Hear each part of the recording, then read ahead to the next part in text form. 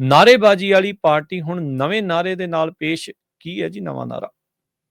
ਬਿਲਕੁਲ ਜੀ, ਪੰਜਾਬ ਦੀ ਸੱਭਿਆਚਾਰ ਦੇ ਵਿੱਚ, ਪੰਜਾਬ ਦੀ ਫਿਜ਼ਾ ਦੇ ਵਿੱਚ, ਪੰਜਾਬ ਜਿਉਂਦਾ ਗੁਰਾਂ ਦੇ ਨਾਂ ਦੇ ਉਸ ਸਿਧਾਂਤ ਦੇ ਵਿੱਚ ਇੱਕ ਚੜ੍ਹਦੀ ਕਲਾ ਦਾ ਪ੍ਰਤੀਕ ਪਿਆ ਸਾਡੇ ਕੋਲ ਜੀ। ਕਿ ਅਸੀਂ ਕਿਸੇ ਮੁਸ਼ਕਲ ਘੜੀ 'ਚ ਫਸੇ ਹੋਈਏ, ਅਸੀਂ ਕਹਿੰਦੇ ਹਾਂ ਕਿ ਕੋਈ ਹਾਲ ਵੀ ਪੁੱਛ ਲਵੇ ਤਾਂ ਵੀ ਕਹਿੰਦੇ ਹਾਂ ਚੜ੍ਹਦੀ ਕਲਾ 'ਚ। ਉਸ ਨਾਅਰੇ ਨੂੰ ਹੁਣ ਸਰਕਾਰ ਵਰਤਣ ਨੂੰ ਫਿਰਦੀ ਹੈ। ਹੜ੍ਹਾਂ 'ਚ ਪੰਜਾਬ ਸਰਕਾਰ ਨੂੰ ਆਪਣੀ ਨਲਾਇਕੀ ਦਾ, ਆਪਣੀ ਕਾਰਗੁਜ਼ਾਰੀ ਦਾ ਖੁੱਲ੍ਹਾ ਪ੍ਰਦਰਸ਼ਨ ਹੋ ਗਿਆ ਕਿ ਸਾਡੇ ਹੱਥ ਵੱਸ ਕੁਛ ਨਹੀਂ ਗਾ, ਅਸੀਂ ਕਰਨ ਦੇ ਸਮਰੱਥ ਨਹੀਂ, ਕਰਨ ਦੇ ਇੱਛਕ ਵੀ ਨਹੀਂ, ਕਰਨ ਦੀ ਇੱਛਾ ਸ਼ਕਤੀ ਵੀ ਨਹੀਂ, ਇਹਨਾਂ ਧਰਾਤਲ ਤੇ ਉਤਰ ਕੇ ਕੰਮ ਕਰਨ ਦੀ ਤਾਕਤ ਵੀ ਨਹੀਂ। ਸੋ ਉਹ ਸਾਰੇ ਪ੍ਰਗਟਾਵੇ ਤੋਂ ਬਾਅਦ ਹੁਣ ਇੱਕ ਨਵੇਂ ਨਾਅਰੇ ਨਾਲ ਸਰਕਾਰ ਪੇਸ਼ ਹੋ ਰਹੀ ਹੈ, ਮਿਸ਼ਨ ਚੜ੍ਹਦੀ ਕਲਾ ਲੈ ਕੇ। ਮੁੱਖ ਮੰਤਰੀ ਭਗਵੰਤ ਮਾਨ ਜੀ ਕੱਲ 6 ਮਿੰਟ ਦੇ ਲਈ ਸਾਹਮਣੇ ਆਏ, ਪਰ ਉਹ ਸਾਹਮਣੇ ਆਉਣ ਦੇ ਦਰਮਿਆਨ ਉਹਨਾਂ ਦਾ ਤਰੀਕਾਕਾਰ ਇੰਝ ਸੀ ਜਿਵੇਂ ਰਾਸ਼ਟਰ ਦੇ ਨਾਮ ਸੰਬੋਧਨ ਕਰਨਾ ਹੋਵੇ। ਬਕਾਇਦਾ ਤੌਰ ਤੇ ਫਰੇਮ ਦੇ ਵਿੱਚ 2 ਤਿਰੰਗੇ ਝੰਡੇ ਦਿਖਾ ਕੇ ਪਿੱਛੇ ਸ਼ਹੀਦ ਆਜ਼ਮ ਭਗਤ ਸਿੰਘ ਦੀ ਤੇ ਬਾਬਾ ਸਾਹਿਬ ਭੀਮ ਰਾਓ ਅੰਬੇਦਕਰ ਜੀ ਦੀ ਫੋਟੋ ਦਿਖਾ ਕੇ ਉਹ ਫਰੇਮ ਇੰਝ ਵੱਡਾ ਕਰਕੇ ਦਿਖਾਇਆ ਗਿਆ। ਅੱਜ ਕਲੋਜ਼ ਅਪ ਨਹੀਂ ਦਿਖਾਇਆ ਭਗਵੰਤ ਮਾਨ, ਦੂਰੋਂ ਫਰੇਮ ਦਿਖਾਇਆ ਗਿਆ ਕਿ ਜਿਵੇਂ ਇਹ ਚੀਜ਼ ਸੁਨੇਹਾ ਤੈਅ ਕਰਕੇ ਦੇਣ ਦੀ ਇੱਛਾ ਸ਼ਕਤੀ ਸੀ। ਫਿਰ ਦੂਸਰਾ, ਉਹਦੇ ਵਿੱਚ ਭਗਵੰਤ ਮਾਨ ਜੀ ਦੇ ਮੂਹਰੇ ਕਾਗਜ਼ ਵੀ ਪਏ ਸੀ, ਉਹਦੇ ਪੰਨਾ ਵੀ ਪਲਟਦੇ ਸੀ, ਪਰ ਉਹਦੇ ਕਨੀ ਦੇਖ ਨਹੀਂ ਰਹੇ ਸੀ ਤੇ ਬੋਲ ਜਿਸ ਤਰੀਕੇ ਨਾਲ ਰਹੇ ਸੀ, ਕੱਲ ਤਾਂ ਐਂ ਵੀ ਲੱਗਿਆ ਜਿਵੇਂ ਪ੍ਰਧਾਨ ਮੰਤਰੀ ਵਾਂਗ ਟੀਪੀ ਟੂਪੀ ਵੀ ਲਾ ਲਈ ਹੈ ਪੂਰੀ ਤਰ੍ਹਾਂ। ਚਲੋ, ਪਰ ਖਾਸ ਕਰਕੇ ਜਿਹੜਾ ਪਹਿਲੂ ਸੀ ਉਹ ਸਮਝਣ ਵਾਲਾ ਸੀ। ਮੁੱਖ ਮੰਤਰੀ ਭਗਵੰਤ ਮਾਨ ਨੇ ਕੱਲ ਅੰਕੜੇ ਗਿਣਾਏ ਕਿ ਜੀ 2300 ਪਿੰਡ ਹੋ ਗਏ ਜੀ ਸਾਡੇ, ਜੀ ਇਸੇ ਤਰ੍ਹਾਂ ਮਤਲਬ ਕਿ 20 ਲੱਖ ਲੋਕ ਪ੍ਰਭਾਵਿਤ ਹੋ ਗਏ ਜੀ, 7 ਲੱਖ ਤੋਂ ਵੱਧ ਲੋਕ ਬੇਘਰ ਹੋ ਗਏ ਜੀ, 3200 ਸਾਡੇ ਸਕੂਲ ਦੀਆਂ ਇਮਾਰਤਾਂ ਢਹਿ ਢੇਰੀ ਹੋ ਗਿਆ, ਖੰਡਰ ਬਣ ਗਏ ਜੀ, 56 ਮੌਤਾਂ ਹੋ ਗਈਆਂ ਜੀ, 8500 ਕਿਲੋਮੀਟਰ ਸਾਡੀ ਸੜਕ ਬਰਬਾਦ ਹੋ ਗਈ ਜੀ, 2500 ਸਾਡੇ ਕਲੀਨਿਕ ਤਬਾਹ ਹੋ ਗਏ ਜੀ, 19 ਕਾਲਜ ਤਬਾਹ ਹੋ ਗਏ ਜੀ। ਏਦਾਂ ਪੂਰੇ ਅੰਕੜੇ ਦਿੱਤੇ ਤੇ ਅੰਕੜੇ ਦੇਣ ਤੋਂ ਬਾਅਦ ਕਹਿੰਦੇ ਕਿ ਪੰਜਾਬ ਦੇ ਇਮਤਿਹਾਨ ਦੀ ਘੜੀ ਹੈ।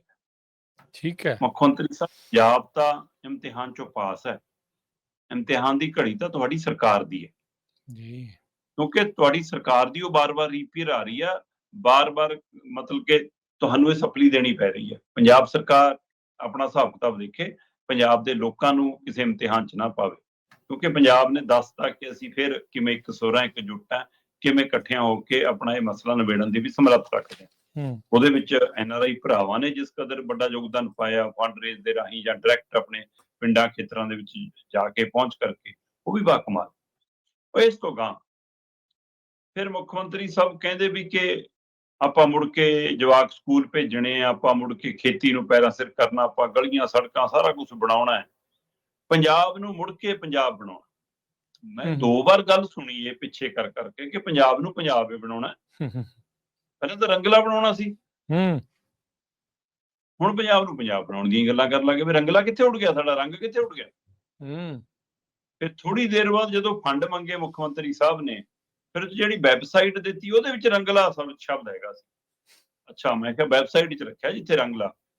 ਮੁੱਖ ਮੰਤਰੀ ਸਾਹਿਬ ਨੇ ਕੱਲ 6 ਮਿੰਟ ਦੀ ਸਾਰੀ ਕਹਾਣੀ ਇਸ ਦੇ ਇਰਦ ਗਿਰਦ ਘੜੀ ਕਿ ਬਈ ਸਾਡੇ ਤੇ ਯਕੀਨ ਕਰੋ, ਸਾਡੇ ਤੇ ਭਰੋਸਾ ਕਰੋ, ਮੈਂ ਤੁਹਾਨੂੰ ਵਚਨ ਦਿੰਦਾ, ਤੁਸੀਂ ਸਿੱਧਾ ਫੰਡ ਸਾਨੂੰ ਪਾਓ ਤੇ ਅਸੀਂ ਤੁਹਾਡੇ 1 ਰੁਪਈਏ ਨੂੰ 1.25 ਰੁਪਈਏ ਕਰਕੇ ਮੋੜਾਂਗੇ। ਚਲੋ, ਮੈਂ ਕਿਹਾ ਸ਼ੁਕਰ ਹੈ ਗਰੰਟੀਆਂ ਤੋਂ ਬਚਣ ਤੇ ਤਾਂ ਆਏ। ਗਰੰਟੀਆਂ ਦਿੰਦੇ ਸੀ ਕੱਪੜਿਆਂ ਲੀੜੇ ਜੁੱਤੀਆਂ ਵਾਂਗ, ਸੋ ਅੱਜ ਬਚਨ ਤਾਂ ਦੇ ਰਹੇ ਨੇ। ਪਰ ਕੀ ਇੰਨੀ ਦੇਰ ਕਰ ਚੁੱਕੀ ਹੈ ਸੱਤਾਧਾਰੀ ਧਿਰ, ਕਿ ਆਮ ਆਦਮੀ ਪਾਰਟੀ ਭਗਵੰਤ ਮਾਨ ਹੋਰੀ ਇੰਨੀ ਦੇਰ ਕਰ ਚੁੱਕੇ ਨੇ ਕਿ ਹੁਣ ਉਹਨਾਂ ਦੇ ਬਚਨਾਂ ਤੇ ਵੀ ਕੋਈ ਯਕੀਨ ਨਹੀਂ ਕਰੂਗਾ? ਜਿਸ ਦਿਨ ਤੁਸੀਂ ਇਸ ਨੂੰ ਸੂਬਈ ਆਫਤ ਐਲਾਨਿਆ ਸੀ, ਉਸੇ ਦਿਨ ਤੋਂ ਹੀ ਇਹ ਤੈਅ ਹੋ ਗਿਆ ਸੀਗਾ ਕਿ ਵੀ CM ਰਾਹਤ ਫੰਡ ਦੇ ਵਿੱਚ ਪੈਸੇ ਪਾਓ ਜਿਹਨੇ ਪਾਉਣੇ ਆ ਜੀ। ਤੇ ਕੀ ਉਹਦੇ ਬਾਵਜੂਦ ਲੋਕਾਂ ਨੇ ਤੁਹਾਡੇ ਤੇ ਯਕੀਨ ਨਾ ਕਰਕੇ ਉਹ 'ਚ ਫੰਡ ਨਹੀਂ ਪਾਇਆ?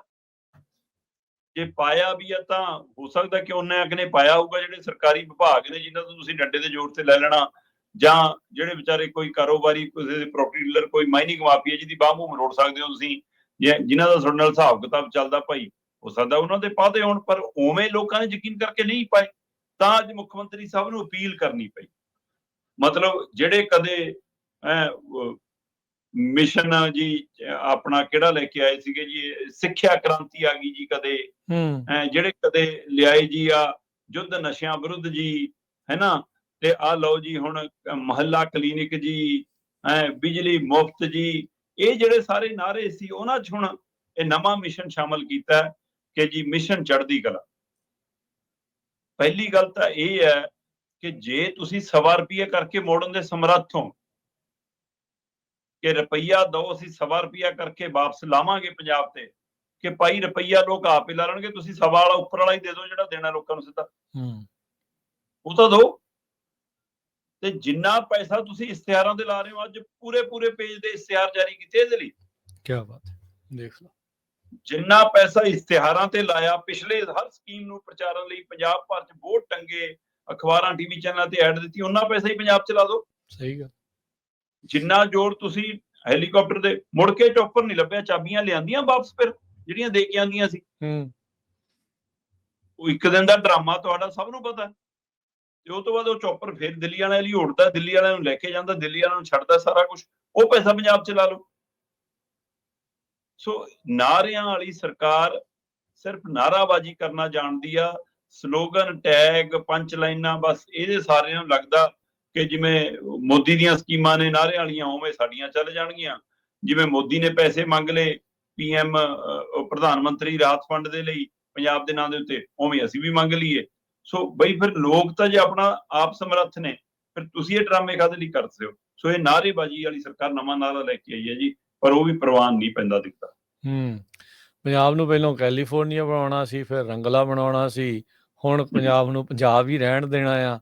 ਪੰਜਾਬ ਨੂੰ ਤਾਂ ਪੰਜਾਬ ਨੇ ਸਾਂਭ ਲਿਆ। ਇਹ ਤਾਂ ਇਸ ਪੂਰੇ ਆਪਾਂ ਘਟਨਾਕ੍ਰਮ ਦੇ ਵਿੱਚ ਦੇਖ ਹੀ ਲਿਆ ਵੀ ਕਿਸ ਸ਼ਿੱਦਤ ਦੇ ਨਾਲ ਪੰਜਾਬੀਆਂ ਨਾਲ ਖੜੇ। ਜਿੱਡਾ ਵੱਡਾ ਮੁੱਦਾ ਪੰਜਾਬ ਤੋਂ ਉੱਠਿਆ ਹੋਇਆ ਯੂਪੀ ਬਿਹਾਰ ਵਾਲਾ ਜੀ, ਸਰਕਾਰ ਤੇ ਅੱਖਾਂ ਮਿੱਟੀ ਬੈਠੀ ਹੈ ਤੁਹਾਡੀ, ਉਹਦੇ ਤੇ ਕੋਈ ਕਮੈਂਟ ਵੀ ਨਹੀਂ ਆਉਂਦਾ, ਟਿੱਪਣੀ ਕੋਈ ਨਹੀਂ, ਵਾਕਈ ਤੁਹਾਡੀ ਕੋਈ ਨੀਤੀ ਵੀ ਕੋਈ ਨਹੀਂ ਆਉਂਦੀ, ਤੁਹਾਡੀ ਕੋਈ ਯੋਜਨਾ ਵੀ ਨਹੀਂ ਉਹਦੇ ਤੇ ਉਹਨੂੰ ਟੈਕਲ ਕਰਨ ਦੀ। ਤੁਸੀਂ ਖੁੱਲਾ ਛੱਡਣਾ ਚਾਹੁੰਦੇ ਹੋ ਜ਼ਖਮ ਕਿ ਹਾਂ ਜਿੰਨਾ ਮਰਜ਼ੀ ਨਸੂਰ ਬਣ ਜਾਵੇ। ਫਿਰ ਜਦੋਂ ਬਾਤ ਘਾਟ ਹੁੰਦੀ ਹੈ ਫਿਰ ਰੌਲਾ ਪੈਂਦਾ, ਫਿਰ ਉਸ ਤੋਂ ਬਾਅਦ ਕਹਿੰਦੇ ਵੀ ਇਹ ਇਦਾਂ ਨਹੀਂ ਸੀ ਕਰਨਾ ਚਾਹੀਦਾ। ਉਦੋਂ ਇਹਨਾਂ ਨੇ ਝੱਟ ਟਵੀਟ ਵੀ ਕਰ ਦੇਣੇ, ਉਦੋਂ ਪ੍ਰੈਸ ਕਾਨਫਰੰਸ ਵੀ ਕਰ ਦੇਣੀ ਇਹਨਾਂ ਨੇ। ਜੀ ਜੀ। ਸੋ ਸਭ ਕੁਝ ਸਿੱਖਿਆ ਸਿਖਾਇਆ ਜਿਹੜਾ ਉਹ ਇਸ ਟਾਈਮ ਚੱਲ ਰਿਹਾ ਆ, ਸਕ੍ਰਿਪਟ ਪੜ੍ਹ ਕਿਹੜੀ ਹੋ ਰਹੀ ਆ, ਇਹ ਆਉਂਦੇ ਸਮੇਂ 'ਚ ਜਿਹੜੀ ਉਹ ਪਤਾ ਲੱਗੀ ਜਾਣਾ ਹੈ ਸਾਰਿਆਂ ਨੂੰ। ਜੀ।